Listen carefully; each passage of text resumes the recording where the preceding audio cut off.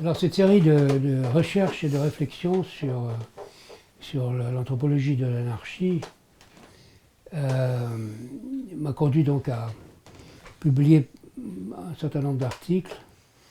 Le véritable article fondateur a été publié par l'Institut d'études avancées de Princeton.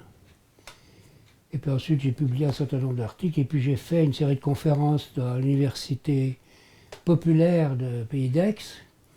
Et ces conférences, je les ai réunies et j'en ai fait un livre qui s'appelle L'ordre contre l'harmonie aux éditions Petra, qui est paru en 2018, l'année dernière, et qui donc résume et synthétise aussi l'ensemble de réflexions que je fais sur ce qu'on pourrait appeler maintenant l'anthropologie anarchiste, bien que je conteste cette appellation.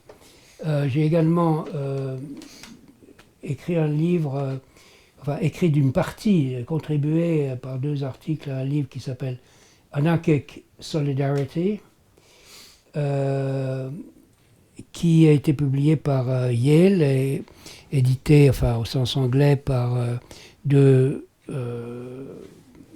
collègues qui j'ai beaucoup travaillé. Gibson a été très important parce qu'il a été un élève de Woodburn. Et il a introduit l'idée justement de partage à la Woodburn, donc, comme je l'ai expliqué avant, pour le groupe qu'il étudiait à Mindoro, sur les bouides de Mindoro, Tao Bouid. Et donc là, je me suis dit, mais ça marche pour les Palawans aussi. Donc voilà, comment circulent les idées, n'est-ce pas? Woodburn a circulé, sans que je le sache à l'époque, à travers Tom Gibson, qui était un copain. Et puis Kenneth Cylinder, que j'ai connu. Alors, Kenneth Cylinder a travaillé à Helsinki, c'est lui qui avait organisé ma petite conférence à la Société d'anthropologie finlandaise. Et donc on avait décidé de publier un bouquin sur ces groupes, justement, anarchiques, très très égalitaires, d'Asie du Sud-Est, avec d'autres collaborateurs. Et ça a donné ce bouquin, Anarchic Solidarity. Et donc c'est ça, mais j'ai d'autres ouvrages sous presse actuellement. Et puis j'ai publié des articles que j'essaie de mettre au volume maintenant. Bon. Est-ce qu'on peut parler alors, avec David Graeber d'une part, et puis Jim Scott, on parle beaucoup d'anthropologie anarchiste. Je serais moi-même, j'ai été qualifié comme ça par des collègues. Je trouvais que c'était un compliment. Hein. Il méritait. Mais disons que je suis contre l'idée d'une anthropologie anarchiste parce que je pense que l'anthropologie doit être une science, voudrait être une science en tout cas. L'anarchisme est une doctrine politique ou philosophique, plutôt philosophique que politique d'ailleurs, et qu'on ne peut pas confondre les deux. Et c'était le marasme de ces 30 dernières années d'anthropologie sociale, c'est justement de confondre des doctrines ou des a priori avec la recherche scientifique. Bon. C'est peut-être le postmodernisme, le postcolonialisme, le féminisme et tous ces ismes qui sont normatifs. Ça doit être comme ça. Ça c'est bien, ça c'est mal. Un scientifique, on est des scientifiques dans la mesure où on observe avec neutralité. Il n'y a pas quelque chose qui est bien et d'autre qui est mal. Je ne dis pas que les sociétés anarchiques sont meilleures, même si j'ai une préférence personnelle et beaucoup de goût pour ces sociétés. Dans mon travail d'ethnologue, d'anthropologue, je ne peux pas dire que ça c'est bien et ça c'est mal. Et parce qu'on a confondu le normatif et ce qui est, ce qui doit être et ce qui est, que je pense qu'il y a 2 ou 3 générations d'étudiants qui sont paumés, qui n'arrivent pas à faire la différence entre les deux. En fait, ce qui s'est passé, alors là je passe à autre chose, n'est-ce pas, ce qui s'est passé en anthropologie sociale, parce qu'il est devenu, c'est que, à mon avis, la rupture fondamentale, c'est au moment où on s'est intéressé, les ethnologues se sont intéressés à eux-mêmes, c'est-à-dire aux sociétés où ils vivaient. Là, il y a eu une rupture parce que avant les choses étaient claires. L'objet de... Il y avait 2 sociologies, la sociologie proprement dite qui étudiait les sociétés modernes, industrielles, urbaines, etc. Et puis la sociologie des sociétés dites primitives, pré-modernes. Ils appelleraient pré-modernes, premières, archaïques, comme vous voudrez les appeler. Des petites sociétés, des confins, voilà. Nouvelle-Guinée, d'Afrique, de la jungle brésilienne. Et donc là, les choses étaient claires. On avait un objet, l'ethnologie avait un objet qui était clair. Et puis, on s'est dit, bon, on peut appliquer les... Il y a eu une raréfaction, bien entendu, peut-être une plus grande difficulté d'accès à ces terrains éloignés, exotiques. Et il y a eu un engouement, donc, pour l'ethnologie de soi, qui a commencé il y a longtemps. Par exemple, évidemment, on a fait mon professeur, donc, Lucien Bernot, avait étudié une société rurale française, Nouville. C'était un pionnier. Il y avait un anthropologue américain qui l'avait précédé, qui s'appelait White, je crois, et qui avait également étudié un village français. Donc on pouvait bien sûr s'intéresser à des sociétés paysannes ou autres chez nous et faire de l'ethnologie, mais après bien sûr on pouvait s'intéresser à tout. Donc finalement l'objet s'est multiplié à l'infini, de sorte que si vous regardez les sujets de thèse, par exemple à Nanterre ou dans une université, c'est un inventaire à la Prévert. Tout y passe. On peut étudier n'importe quoi, ce vase à fleurs, abri de bus, il y a l'anthropologie des abris de bus, l'anthropologie par exemple, de l'alpinisme en Iran. L'anthropologie de l'entreprise, bien entendu, l'anthropologie des institutions européennes, du Parlement, l'anthropologie des grandes écoles, l'anthropologie de n'importe quelle institution, mais aussi n'importe quelle situation, n'importe quel phénomène. Donc cette multiplication de l'objet a fait disparaître l'objet. Voilà. Avant, on avait un objet. C'est comme le panthéisme, pas. Si Dieu est partout, il est nulle part. Voilà. Et donc, il y a eu une dilution et en même temps une perte. Alors là, une perte de balance. Ah oui, je dois dire que le structuralisme et avant le fonctionnalisme nous donnait des paradigmes sur lesquels on pouvait travailler tout de même, qui n'étaient pas absurdes. Pas. Malgré tout, quoi qu'on dise du fonctionnalisme un peu primitif, n'est-ce pas? Une hache, ça sert à couper du bois, mais oui, une hache, ça sert tout de même à couper du bois. Il y a une fonction. Et dans le structuralisme, on avait aussi quelque chose qui était très solide, très objectif. Mais après, qu'est-ce qu'il y a eu d'objectif et de solide? Des vagues concepts, des concepts à ventre mou, qui signifient un peu tout, on ne sait pas trop quoi, comme globalisation, genre, etc. Et alors, les thèses, j'ai vu, parce que j'ai passé 8 ans au comité national du CNRS, comité national siégé au moins une fois par an, pour évaluer les candidatures au CNRS. Et le reste du temps, on évaluait les travaux de nos collègues du CNRS. Bon. Donc, on était une sorte de vaste jury. Donc, pendant 8 ans, j'ai regardé les thèses et les travaux de collègues et des jeunes qui venaient. Et c'était tout de même assez désolant à la fin, parce que c'était du journalisme. On étudiait, n'est-ce pas, un parti politique, une manifestation, n'importe quoi, et on plaquait dessus un pseudo-concept, pas, genre globalisation et genre. Avant c'était structuralisme et marxisme ou freudisme, maintenant c'est globalisation, genre, hybridité, transnationale, patrimoniale, etc. Donc c'était ces concepts-là, ces faux concepts qui circulaient et qui devaient donner à ces descriptifs, en eux-mêmes intéressants et bien faits, je ne dis pas qu'ils sont inutiles, au contraire, il faut tout étudier, il faut tout observer, mais qui leur donnaient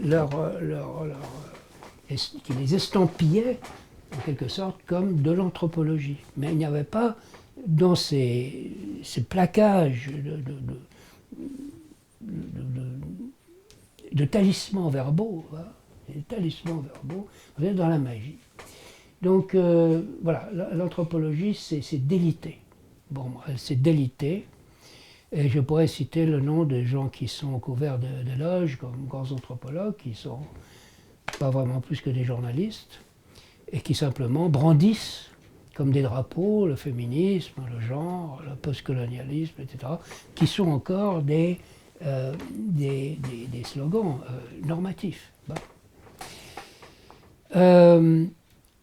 Et donc, voilà. Et puis, il y a eu évidemment l'intrusion aussi d'abord de ce qu'on appelle la French Theory, qui est une vraie catastrophe, et voilà, tout mélangé, bien entendu, de freudisme à Lacan, c'était le charlatanisme absolu, et de philosophie du langage, contre laquelle on avait été prévenu, bien sûr, par Ernest Gellner, qui était un des penseurs les plus lucides de sa génération. Donc tout ça, c'est devenu des discours absconses qui créaient de l'élitisme intellectuel, de l'élitisme académique, mais qui laissaient les étudiants dans le vague et la décision la plus absolue, n'est-ce pas?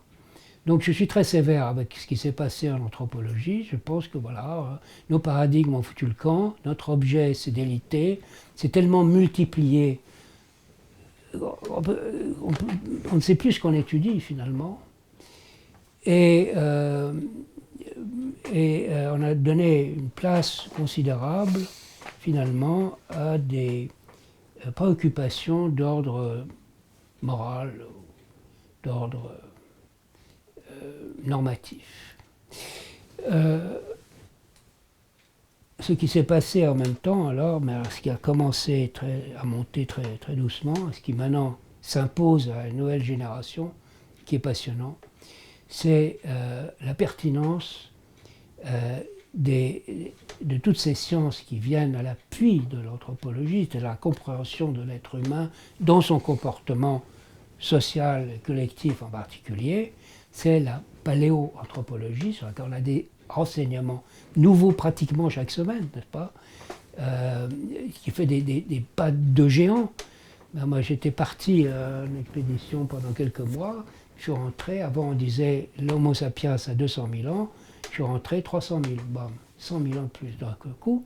Et puis ça continue. On sait maintenant que son entrée sur le continent eurasiatique est antérieure aux 60-70 000 ans qu'on lui a signé, etc. Donc tout ça continue. On voit d'abord aussi le buissonnement de plus en plus complexe de l'arbre des homininés, là-bas, des échanges qu'il y a eu entre eux, et des connaissances que l'on a maintenant sur le... Alors, et Lévi-Strauss écrivait son bouquin Les structures élémentaires de la pensée, c'est vrai, c'était avant 1960, et dans les années 60 était créée une nouvelle discipline scientifique par une seule personne qui est Jane Goodall, qui a créé de la primatologie, et c'est une des créations les plus stupéfiantes qui existent.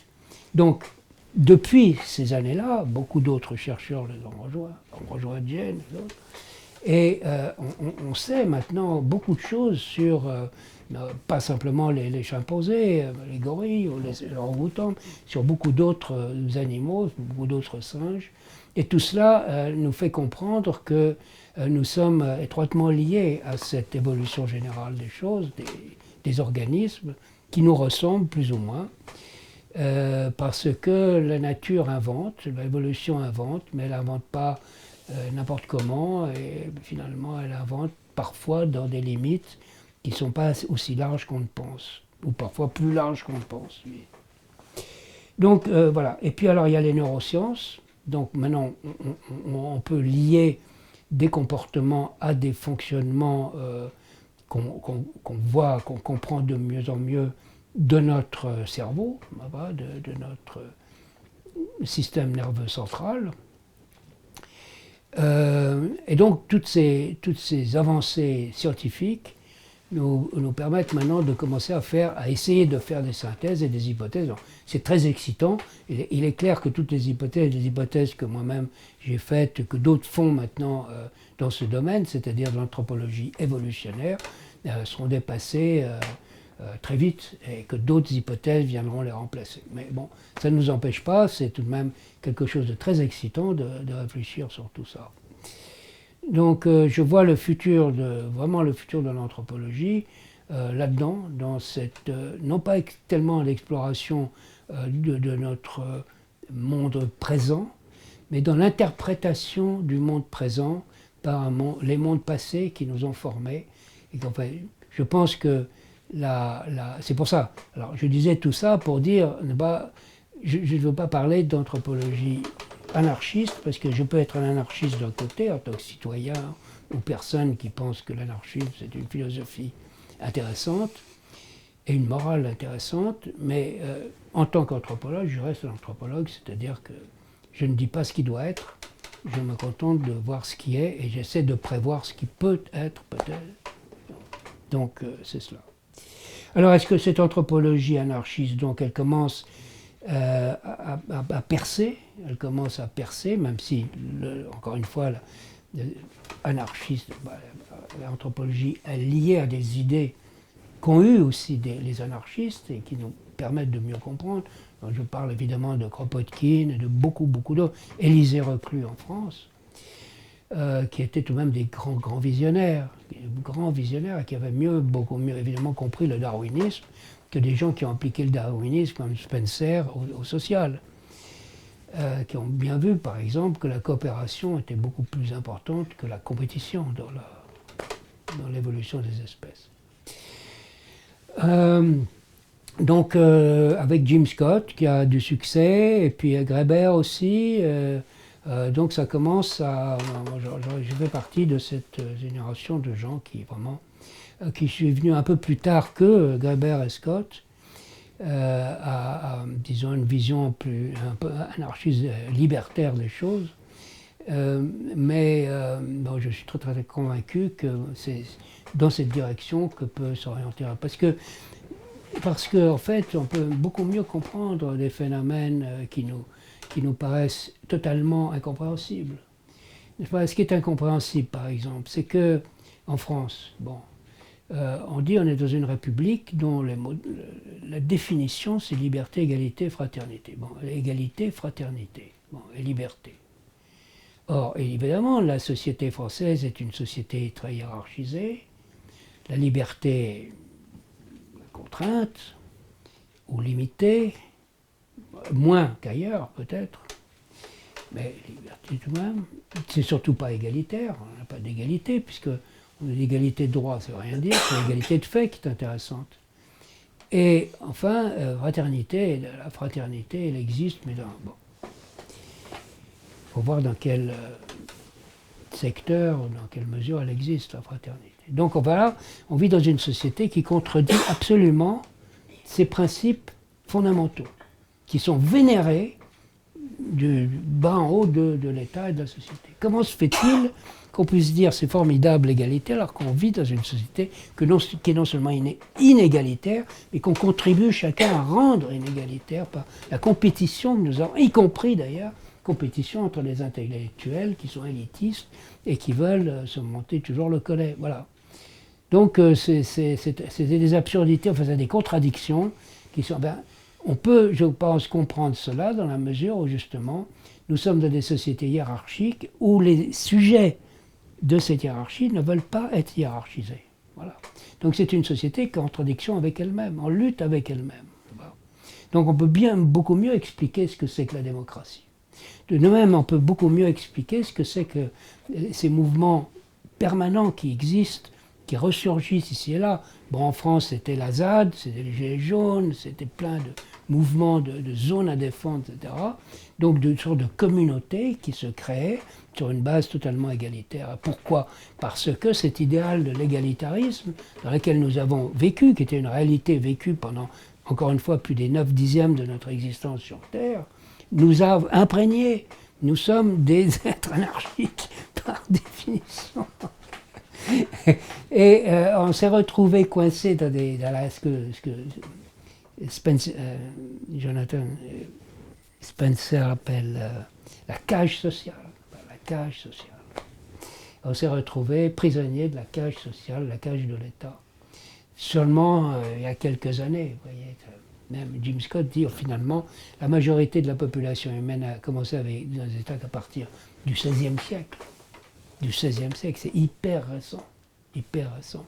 Et la naissance des États, le premier État, moins 3000 ans avant Jésus-Christ, n'étaient pas du tout des États qui contrôlaient des larges populations. Ils contrôlaient des petites populations. Mais maintenant, toute la population humaine, à l'exception de quelques petites poches d'anarchistes ici et là, est contrôlée et vit dans des sociétés à État, des sociétés, c'est-à-dire profondément, viscéralement, essentiellement hiérarchisées et hiérarchiques. Voilà. Donc on peut comprendre ce phénomène-là. Et l'idée de l'égalité, qui paraissait nouvelle à Tocqueville, paraissait encore nouvelle à des politologues qui lisent les textes de Rousseau, Voltaire, etc., et des philosophes anglais du XVIIe siècle en pensant que l'égalité était née là. Mais l'égalité, elle est née il y a 200 000 ans. Pas née au XVIIIe siècle, ni au XVIIe siècle. Donc ça fait rire, c'est cette vision historique à très court terme que Braudel a essayé de développer sur une vision à beaucoup plus long terme, et là il trouve des choses passionnantes aussi. Mais nous qui faisons de l'anthropologie évolutionnaire, nous allons encore plus loin dans le passé. Alors bien sûr, ce sont des extrapolations et des hypothèses qui sont toujours pour remettre en question. Donc je pense que là, voilà, le futur de l'anthropologie, il est dans une interdisciplinarité avec ces sciences qui ont à voir avec la biologie, et non pas, qui sont pas des... Et voilà. Alors là, je voudrais, et puis bon, l'autre truc, c'est que je pense que l'idée de l'anthropologie alliée à l'anarchisme c'est une idée qui va faire son chemin. Bon, je voudrais terminer sur quelque chose de tout à fait différent. Je vais raconter ça rapidement. J'ai parlé de mon tout premier terrain que j'avais fait à Mindoro, chez une population que je ne comprenais pas bien du tout. Et j'ai fait 2 expéditions avec ces gens-là. Et en 2006, c'est-à-dire 36 ans après les avoir rencontrés à 2 reprises, j'ai décidé, parce qu'il y avait une conférence à Manille, et puis j'avais du temps avant de reprendre mon avion, je me suis dit, je vais en profiter pour faire un saut à Mindoro et aller voir ces gens-là. Je suis sûr, bon, c'est fou, ils ont disparu, évidemment. Ils ont disparu, ils ont été bouffés par, je sais pas, il y a des usines, il y a des champs, des ranchs.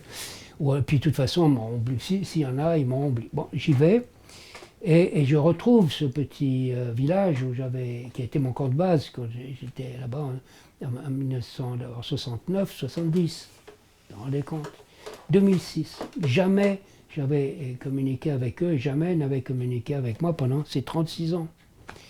Donc totalement perdu de vue, etc. Alors non seulement là-bas, je suis arrivé là-bas, dans le village finalement, je l'ai retrouvé, là où il y avait l'école autrefois, il y avait un petit dispensaire, etc.